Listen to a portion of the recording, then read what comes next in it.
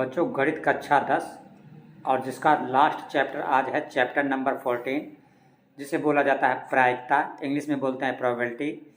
UP board 2026 के लिए plus other board exam, जो दूसरे बोर्ड एग्ज़ाम के बच्चे भी हैं, चाहे वो एमपी बोर्ड हो, चाहे बिहार बोर्ड हो, चाहे राजस्थान बोर्ड हो, उसके बच्चे भी ये चैप्टर देख सकते हैं, क्योंकि मैथ सब में कॉमन होता है। और ये लास्ट चैप्टर है और रिवीजन हमारा शुरू होगा कल 11 नवंबर से। तो अभी तक जिन बच्चों ने मैथ में कुछ भी नहीं पढ़ पाया है, तो वो कल से 11 नवंबर से हमारे साथ शाम 7 बजे एस कोचिंग पर विजिट करें। ठीक है, यूट्यूब में जाके सर्च करें यस कोचिंग और पूरी मैथ तैयार कर सकते हैं जिसने अभी तक कुछ भी तैयार नहीं किया है। ठीक है, तो चैनल सब्सक्राइब करें, अपने दोस्तों को शेयर करें और लाइक करें। कोई भी प्रॉब्लम हो कमेंट करके पूछ सकते हैं। तो देखते हैं प्रोबेबिलिटी का आज का मोस्ट इम्पॉर्टेंट क्वेश्चन नंबर 1। और आज की क्लास में आप लोगों के लिए हम 10 क्वेश्चन करने वाले हैं। तो पहला क्वेश्चन आपका है, आपका पहला क्वेश्चन लिखा हुआ है, ये बोर्ड 2024 में आया हुआ है क्वेश्चन। लिखा है यदि एक घटना निश्चित रूप से घटित होती है तो इसकी प्रायिकता क्या होगी। तो इसकी प्रायिकता जो है PE बराबर वो क्या होगी, हमेशा 1 होगी। ठीक है, तो यहाँ पे 1 किस में लिखा है, डी में, तो इसलिए आपका डी वाला ऑप्शन करेक्ट है। जब भी आपसे कहे कि घटना निश्चित रूप से घटित होती है तो उसकी प्रायिकता हमेशा क्या आप आंसर दोगे कि उसकी प्रायिकता हमेशा 1 होती है। यहाँ पे हमने आपके लिए ये बात लिख दी है, याद रखना इस पॉइंट को, कि जब भी कोई घटना निश्चित रूप से घटित होती है तो उसकी प्रायिकता क्या होती है, 1 होती है। इसलिए इसका आंसर क्या हो गया, आपका 1 हो गया। ठीक है, तो इसलिए आपका इस क्वेश्चन का ये वाला 1 जो है हमने यहाँ पे टिक लगा दिया है 1 में। ठीक है, अब हम देखेंगे इसका सेकंड क्वेश्चन कि निम्नलिखित में से कौन सा किसी घटना की प्रायिकता नहीं हो सकती। हमने यहाँ पे लिख दिया है, देखिए नोट में, कि प्रायिकता कभी भी 1 से अधिक नहीं हो सकती है। तो अगर हम अपने क्वेश्चन में आ जाएं, हमारा जो क्वेश्चन ये है, ये वाला, तो 4/3 मान जो है ये 1 से अधिक है। क्यों? क्योंकि जब आप 3 से 4 में भाग करोगे, ये नीचे 3 है ऊपर 4 है, 3 से 4 में भाग करोगे तो 3 एक कम 3, 1 बच गया, 0.03 इसका मतलब 3 से 4 में भाग करोगे तो आंसर 1.3 का मतलब 1 से अधिक हुआ। और प्रायिकता कभी 1 से अधिक होती नहीं है, इसलिए 4/3 जो है ये प्रायिकता नहीं हो सकती है। तो यही आपका आंसर सही हो गया। ये देखिए 2/3, 3 से 2 में पूरा एक बार भी भाग नहीं जाएगा, तो ये 1 से कम हुआ, ये भी प्रायिकता हो सकती है। 1 प्रायिकता हो सकती है। 3/5 ये भी 1 से छोटी है, तो 1 भी प्रायिकता हो सकती है, 1 से छोटी भी प्रायिकता हो सकती है, लेकिन 1 से बड़ी संख्या कभी प्रायिकता नहीं हो सकती है। तो 4/3 1 से बड़ी है, इसलिए ये प्रायिकता नहीं हो सकती है। तो ये आपका था क्वेश्चन नंबर 2 और ये भी बोर्ड 2024 में पूछा जा चुका है। ठीक है, अब हम देखते हैं क्वेश्चन नंबर 3। देखिए क्वेश्चन नंबर 3 आपका लिखा है कि यदि कोई घटना घटित नहीं होती तो इसकी प्रायिकता क्या होगी। तो जब घटना घटित ही नहीं होगी तो कोई प्रायिकता नहीं होगी, तो जब कोई नहीं होगी इसका मतलब 0। तो आपका आंसर ये वाला 0 जिसमें लिखा है, ये आपका इसका आंसर सही माना जाएगा। अब देखते हैं क्वेश्चन नंबर 4।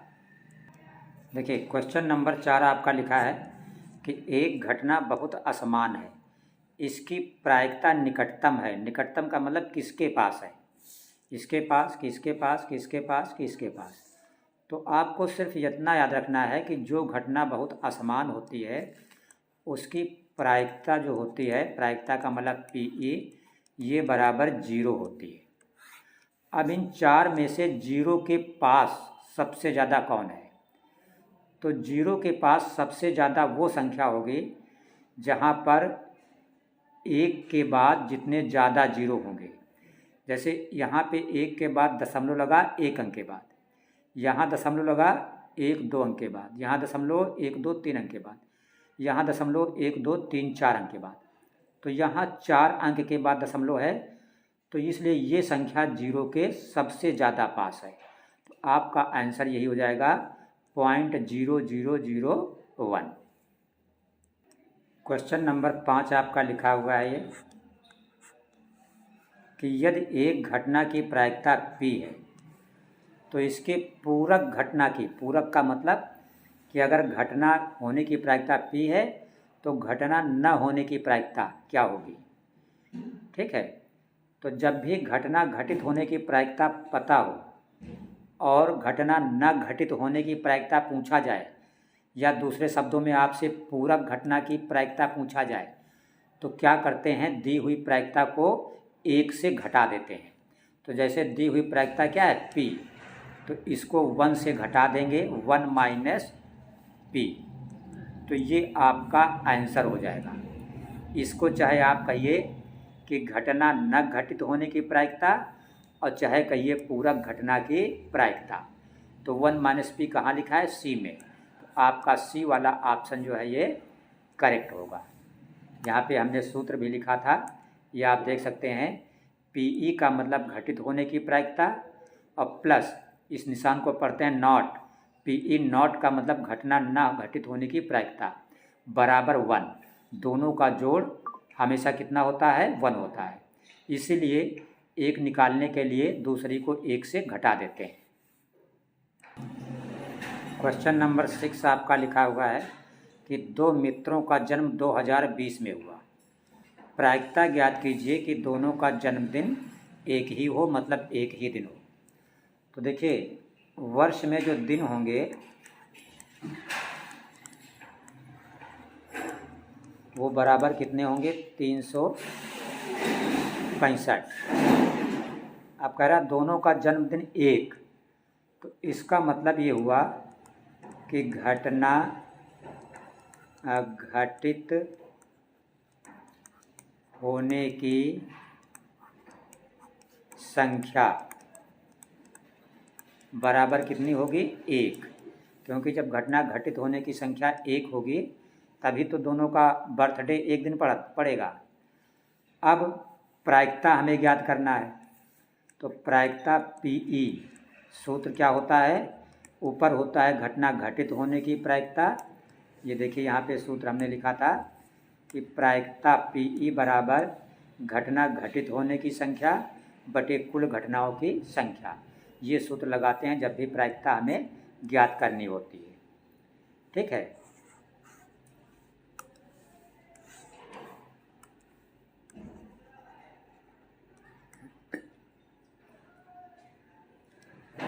तो हमारी प्रायिकता हो जाएगी घटना घटित होने की संख्या क्या है, 1 बटे कुल घटनाओं की संख्या, तो वर्ष में दिन कितने हैं, 365, तो यही आपका आंसर हो जाएगा।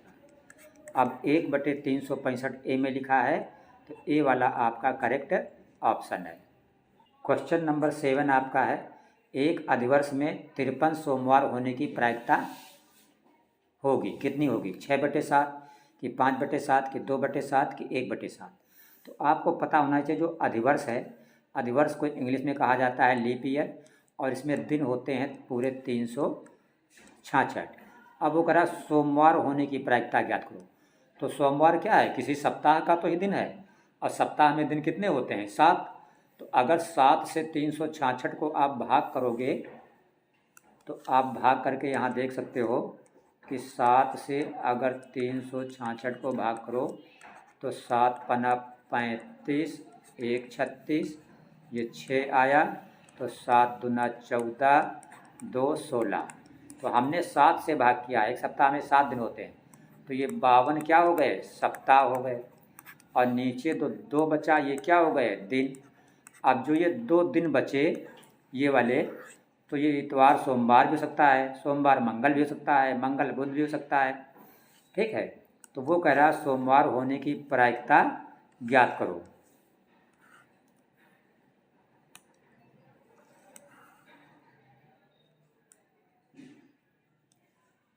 तो भाग करने से हमारे सप्ताह बने हैं 52 और दिन बचे हैं 2 शेष में, तो हमारी जो प्रायिकता हो जाएगी 2 दिन हैं, इन्हीं 2 दिन में कोई सोमवार हो सकता है, तो घटना घटित होने की संख्या 2, ऊपर 2 लिख देंगे।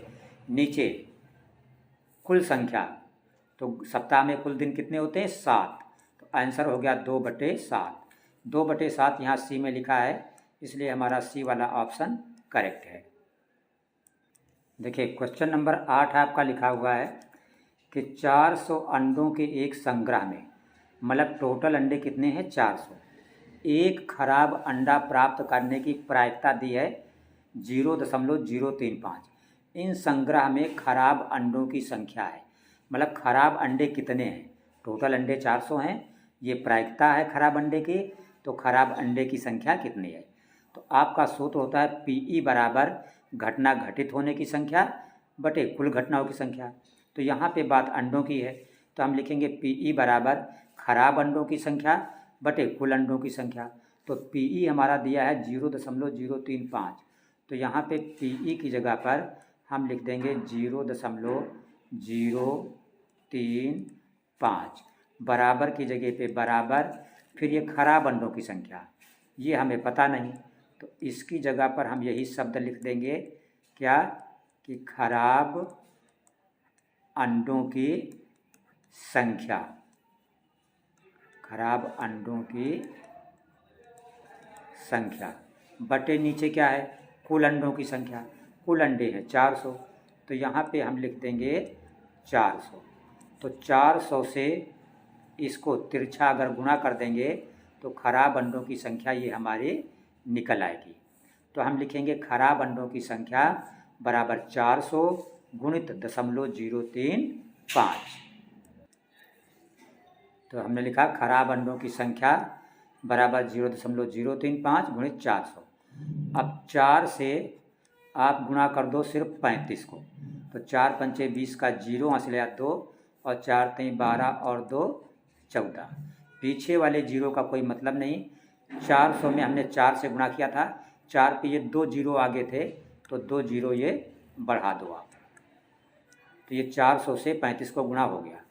अब ये 35 नहीं था, ये संख्या थी 0.035, तो यहाँ दशमलव कई अंक के बाद है? 1 2 3 अंक के बाद, तो गिन के 1 2 3 अंक के बाद लगा दो दशमलव, तो दशमलव के बाद के 0 बेकार। तो खराब अंडों की संख्या जो है कितनी आ गई आपकी? 14 आ गई। तो आंसर लिख देंगे 14, मतलब 14 अंडे हमारे क्या हैं? खराब हैं। तो पहले में 7 था, ये गलत है, बी में 14 लिखा है, ये आपका ऑप्शन करेक्ट है। क्वेश्चन नंबर 9 आपका लिखा हुआ है कि अच्छी प्रकार फेंटी गई 52 पत्तों की एक गड्डी में, ठीक है, जो लोग ताश खेलते हैं जानते हैं कि ताश की गड्डी में कितने पत्ते होते हैं? 52, ठीक है। एक इक्का आने की प्रायिकता क्या होगी? तो गड्डी में कुल इक्का होते हैं 4, एक बोलते हैं हिंदी में हुकुम का, एक फूल का, ये दोनों ब्लैक होते हैं, एक पान का और एक ईंट का, ये दोनों रेड मीन्स लाल होते हैं। तो कुल इक्का गड्डी में कितने हैं? 4।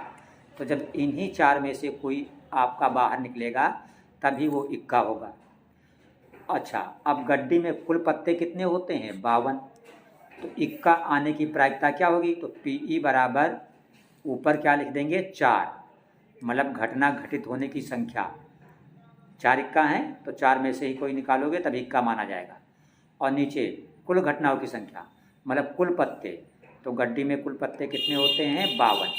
4/52 आपका ये आंसर हो गया, लेकिन कहीं भी 4/52 नहीं लिखा है, तो आप इसको 4 से ऊपर नीचे भाग कर दो। 4 से 4 में भाग करोगे 1 आएगा, और 4 से 52 में भाग करोगे तो 13 आएगा, तो ऊपर 1 और नीचे 13। आंसर हो गया 1/13। 1/13 कहाँ है? सी पर, तो ये सी वाला ऑप्शन आपका इसका करेक्ट है। देखिए लास्ट क्वेश्चन नंबर 10 है, लास्ट चैप्टर का आपका। लिखा है किसी प्रयोग की सभी प्रारंभिक घटनाओं की प्रायिकताओं का योग, तो कितनी भी घटनाएं हों उन सभी की प्रायिकताओं का योग जो है, ये बात याद रखना, सभी प्रायिकताओं का योग हमेशा कितना होता है? 1 होता है। तो यहाँ पे 1B में लिखा है, इसलिए बी वाला ऑप्शन आपका करेक्ट है। तो बच्चों, आज से हमारी मैथ कक्षा 10 पूरी कंप्लीट हो गई। कल 11 नवंबर से रिवीजन शुरू होगा। डेली शाम 7 बजे हमारे चैनल यस कोचिंग पर विजिट करें। चैनल को सब्सक्राइब अवश्य रखें। 7 बजे यूट्यूब पे जाइए, लिखे यस कोचिंग, ठीक है, मैथ बाय यस कोचिंग, ठीक है। आपको डेली रिवीजन की वीडियो कल से शुरू होगा। कल 11 नवंबर है। 2 महीने के अंदर गणित का पूरा रिवीजन आपका कंप्लीट हो जाएगा। इसलिए चैनल आप सब्सक्राइब करें और अपने फ्रेंड्स को भी शेयर करें और इसके विषय में बताएं।